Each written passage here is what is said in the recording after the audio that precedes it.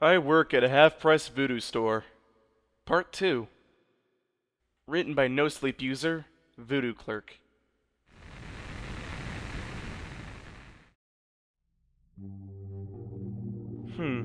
Seems as though my original post was pretty popular, despite me just talking about how bored I am with my job. Well, turns out I guess I didn't make it scary enough for most people, so to fix that, I thought I would tell you guys about a story of my second week of working at this half-price Voodoo shop, as a reward for you guys liking it so much. Well, just in case you have no idea who I am and stumbled on this post before my last one, my name is Travis, and I work at Old King Creole's half-price Voodoo shop. Oh, and for everyone who was there for last time, yes, I've been pronouncing Creole's name wrong this entire time. The weirdo hadn't bothered to actually correct me until I actually asked him. Just another oddity, I guess. Anyway, I run the desk as a clerk and overall just do my best to keep up with all the weird shit that happens here. Like what happened when I just started working here. I had punched in like any other day before, stabbing a pin into that doll template that just stares at me all day from its spot on the counter. At this point, I was still struggling in vain to keep the counter clean, but alas, to no avail. So, I just resigned myself to just fuck around on my phone until I saw some form of life. Travis, my boy, Came the voice of my boss and owner of this fine establishment, King Creole himself. how's the job been treating you? He asked, his stitched-up lips curled up into a smile as he came around the corner and wrapped an arm around me, this causing me a decent amount of discomfort. As I've mentioned before, King Creole has button eyes, a stitched-up mouth, and a head being kept on his shoulders by some stitches. He always wears a nice black suit with a dark purple tie and a top hat. Yes, even indoors, and yes, I know it sounds like he looks ridiculous, but look man, I'm trying to keep this job as long as possible, so don't blow this for me, okay? It's going okay, Mr. Creole, I said awkwardly, still at this point weirded out by his looks and his unnaturally chalk-white skin. He nodded happily at me and gave me a good smack on the back, getting a loud oof out of me. Fantastic to hear, son. Now remember, they come in asking for a wish, you just come fetch old King Creole and I'll be right over. He hummed happily, finally letting go of me and standing back. I nodded since that was really the only thing I didn't have to do here. Oh, by the way, I think one of the dolls is missing, I pointed out to him, pointing towards the wall of voodoo dolls that goes from the floor to the ceiling. Each of them has a different design and a different person, so if one goes missing, there's usually a reason. Oh, well I'll be. He hummed, almost happily as his button eyes turned back to me and he gave me a yellow-toothed smile behind his stitches. I expect a customer will come in today. He chuckled, walking past me and patting me on the shoulder. His hand was cold as ice. Giving a bit of a shiver as he vanished to the office in the back, I sat my butt down on the uncomfortable stool that sat behind the counter and went back to looking at my phone, periodically peeking at the doll on the counter and turning it back over when it somehow managed to turn and look at me. About an hour into my shift, the old rusty bell on the door clanged, signaling for me to get off my phone as I quickly hit it and looked over to the customer. It was a girl, about my age, give or take. She looked around the place a bit disgusted by all the cobwebs as she quickly came closer to me. Luckily, she didn't look at the wall of dolls, since their gaze followed her as she came up to the counter. "Welcome to Old King Creole's half-price voodoo shop," I said in my best, "I do actually want to be here" voice. "What can I help you with?" I asked her, putting my hands on the counter, looking down to make sure it wasn't too dusty. Hi, the sign that said free wishes? She asked me, with a raised brow. She seemed like the sporty kind of person. Did I know this? Well, it's because she was wearing workout gear in the middle of fall. She obviously was jogging and saw our sign. How exactly does that work? She asked me. Yeah, I gotta go get my boss to handle that. Wait here while I go get him? I asked her, and she nodded, still a bit skeptical about this place, I imagine. And honestly, I don't really blame her about all that. Getting off my stool, I stretched a bit and made my way over to the king's office, flinching when whatever was in the basement started pounding on the door again. At this point, I was still afraid of it, so I quickly just ran past it into the boss man's office. I knocked 3 times like I was instructed. Hey, Mr. Creole? We have someone here asking about a wish, I said, receiving silence from the office. Raising a brow at that, I tried again, knocking another 3 times to get a response. Although, the response I got was the girl at the counter screaming. Turning quickly, I saw that it was just my boss standing at the counter. Looking back at the office and over to the counter, I scratched my head at how the hell he had gotten over there so quickly. But ultimately, I just resigned myself to it just being not worth my time to think about it.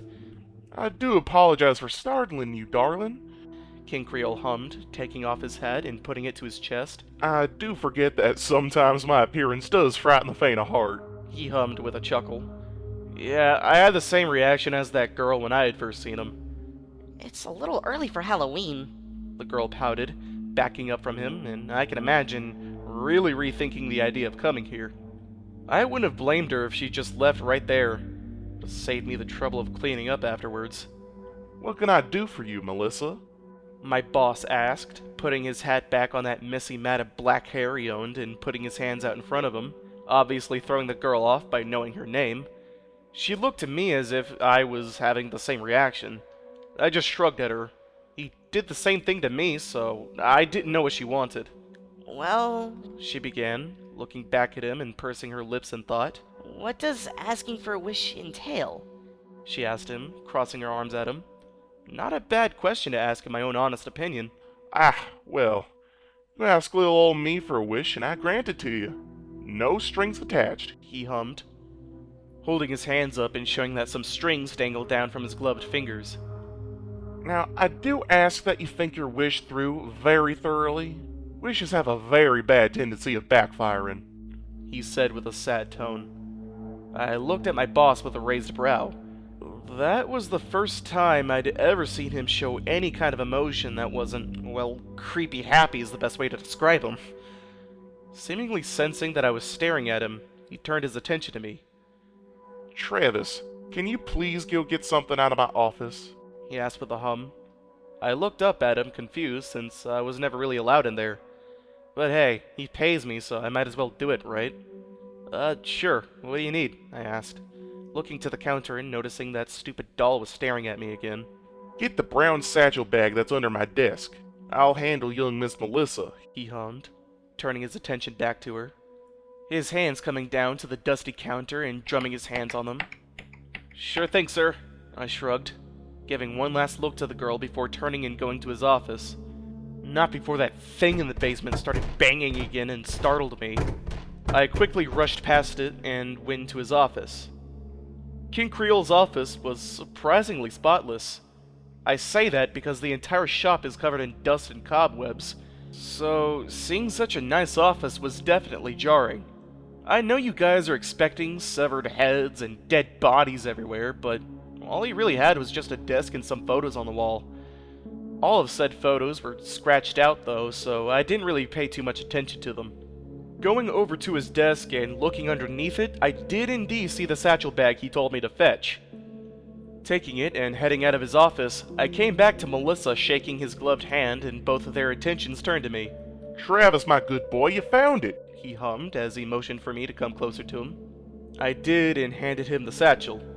With a cheerful grin on his stitched-up mouth, he quickly slammed it down onto the counter, kicking up dust and sending both me and Melissa into a coughing fit.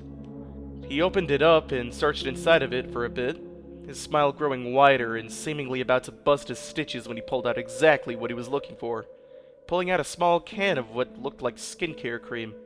Now then, your exact wish was that you never wanted acne problems ever again, correct? He asked the girl, tilting his head and waiting for an answer. From my angle at his side, I could notice that his head really strained the stitches on his neck. That would have been funny to see, his head going rolling around the shop. Melissa looked uncomfortable, obviously self-conscious about my being there. But she nodded to the voodoo salesman, who in turn handed her the cream. She looked down at it and then up to him, a quizzical look on her face. Well, go on, darling. Try it out, Creole said, a smile still on his face. Melissa looked down at it and uncapped it. I tried to peek from my spot next to Creole from behind the counter into the jar. It was just a normal white cream, like any other kind of skincare product. Melissa sighed as she dipped her finger into the cream and got a conservative amount. tapping it on her cheeks and face as she spread it out in circles on the surface. And when she was finished, she pulled out her phone from her pocket and looked from herself, eyes raised as she waited for something to happen. And, well, something did happen. She started screaming really loud, and her skin started sizzling and dripping off of her face. Now, I'm not squeamish much, but getting caught off guard like that, I backed up and away from the counter. What the fuck is in this? Melissa screamed as the skin on her face started dripping off of her faster, like a melted candle. Meanwhile, I was behind the counter, struggling to keep my food down. Luckily for me, I had skipped breakfast, so I just gagged a lot. You asked for no more acne, dear.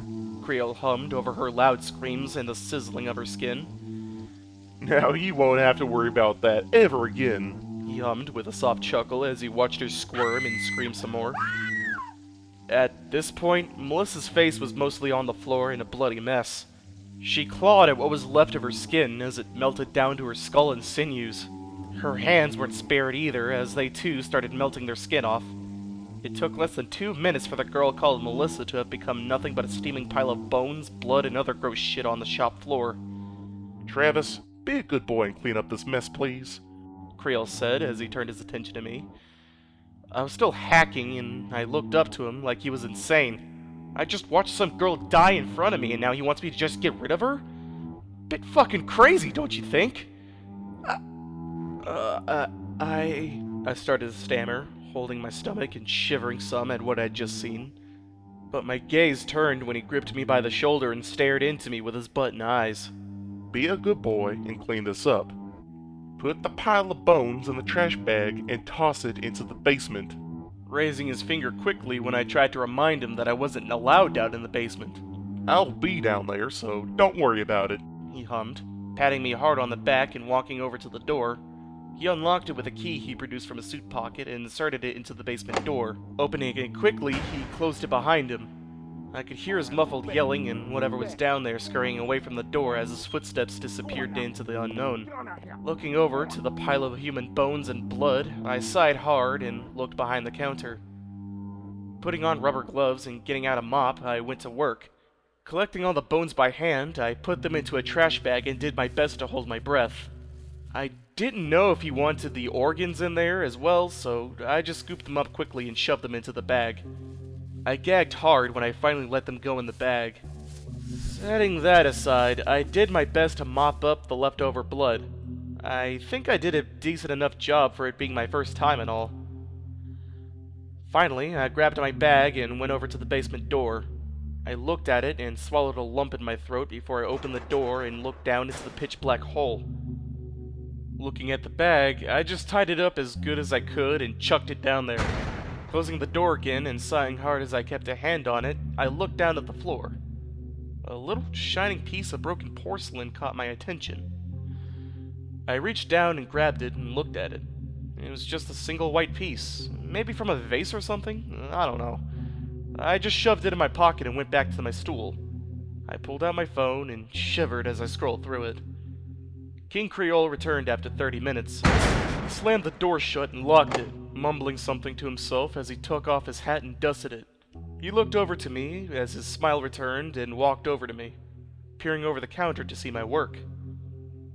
Excellent work, Travis. He hummed, wrapping an arm around me and looking at me, like a proud father when his son caught his first fish. Why don't you take the rest of the day off? Here, for all your trouble. He hummed, rolling his fingers like he was doing a card trick and produced $200.